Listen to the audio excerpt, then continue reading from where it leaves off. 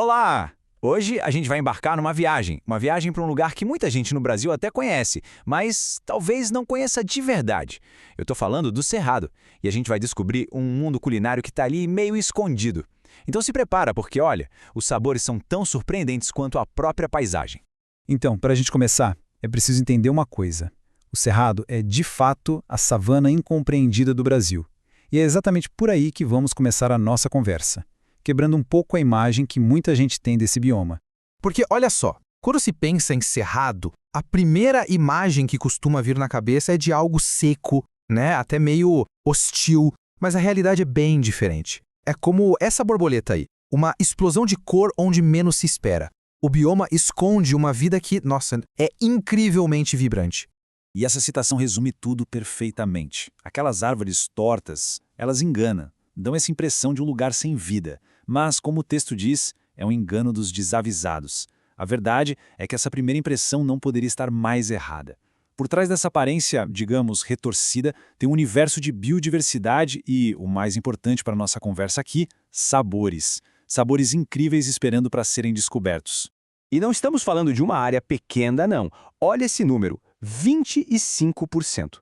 O Cerrado, esse bioma que muitas vezes passa batido, ocupa 1/4 do Brasil inteiro. É gigantesco. Para se ter uma ideia, a cada 4 passos dados no país, um deles é dentro do Cerrado. É muita coisa. Ok, agora que a gente já entendeu um pouco do cenário, vamos mergulhar nos sabores. E não dá para falar de culinária do Cerrado sem falar dele. A introdução mais famosa, ou talvez infame, a esse universo, o pequi. E aqui está ele, o famoso pequi, com esse amarelo vibrante, inconfundível. Ele é a alma de pratos clássicos goianos, né? Quem nunca ouviu falar do arroz com pequi, do frango com pequi, é um ícone. Só que tem um detalhe. Para comer pequi é preciso ter uma técnica muito, muito especial. E a regra de ouro é essa aqui, bem simples: raspar com os dentes. E, o mais importante, nunca, em hipótese alguma, morder. Não se morde o pequi, se rói. Por quê? Porque por dentro ele é uma armadilha. É coberto por milhares de espinhos minúsculos, fininhos, que parecem agulhas. E morder, acredite, é um erro que só se comete uma vez. E para quem duvida, olha só o relato de quem aprendeu da pior forma. Imagina só, a língua ardendo como se fosse ácido, e o dentista precisando de 1h30 e uma lupa para tirar espinho por espinho. Uma mordida errada e a boca vira literalmente um campo minado. É quase um rito de passagem culinário, né? Ufa. Ok. Chega de histórias de terror gastronômico, né? Deixando o pequi e seus perigos de lado, vamos explorar outros tesouros do Cerrado. E prometo, esses são bem menos perigosos. E que tal isso, hein? Já pensou numa fruta que pode deixar alguém meio alto, mas sem a ressaca do dia seguinte? Parece bom demais para ser verdade, né? Pois é, ela existe. É a cagaíta, uma fruta super suculenta, azedinha, uma delícia. Mas se a pessoa comer demais, ela dá um efeito curioso, uma leve embriaguez, mas com o melhor de tudo, sem a dor de cabeça depois. Agora, se tem uma palavra para definir o buriti, é versatilidade. Pensa só, do fruto se tira um óleo para cozinhar, as folhas viram artesanato e a polpa vira doce, sorvete, suco. É incrível! A palmeira é aproveitada de cabo a rabo, o que mostra o quão importante ela é para a cultura local. E tem mais, olha só, a castanha de baru. O gosto dela lembra um pouco o amendoim, só que com um toque diferente, talvez um pouco mais suave.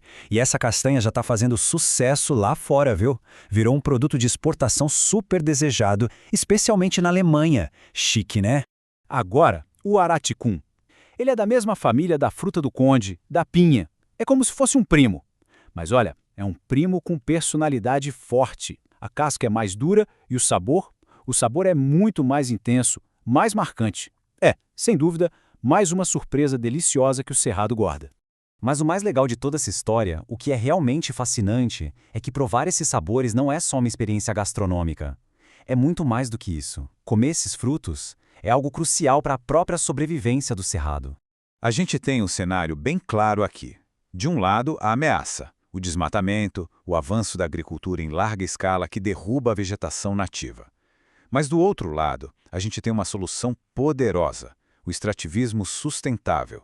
Pensa bem, quando se cria um mercado para esses frutos, a floresta em pé passa a ter valor econômico, e isso é um incentivo gigantesco para preservar. Claro que o caminho não é simples. Existem desafios enormes. Primeiro, o desmatamento, que continua sendo uma realidade. Depois, um certo preconceito, sabe? Que muitas vezes rotula esses ingredientes como comida de pobre. E, além disso, uma falta de conhecimento mesmo sobre o potencial culinário de tudo isso. Superar essas barreiras é o grande X da questão. Então, o que o futuro reserva para tudo isso? A grande sacada é que a culinária do Cerrado não é só uma coisa do passado, uma relíquia. Pelo contrário, ela pode ser um modelo para o futuro. Um futuro que une alimentação e conservação. Olha que delicadeza essa flor de pequi. Ela simboliza muito bem o potencial do Cerrado, essa beleza que às vezes está escondida. O futuro desse bioma gigantesco está totalmente amarrado ao valor que a gente dá para a biodiversidade dele. É simples assim. Se a gente valoriza, a gente cuida. E no fim das contas, a mensagem é essa. É muito poderosa. A gastronomia pode ser sim uma ferramenta de conservação. As nossas escolhas, o que a gente decide colocar no prato, podem de fato impulsionar uma mudança real. Podem ajudar a proteger um ecossistema inteiro. E tudo isso deixa a gente com a pulga atrás da orelha, né? Se o Cerrado que está aqui do nosso lado esconde tantas maravilhas, imagina o que não tem por aí, em outros biomas esquecidos pelo mundo, só esperando a gente parar para olhar, para prestar atenção? A resposta para essa pergunta, quem sabe pode mudar não só o jeito que a gente come, mas o jeito que a gente enxerga o nosso planeta.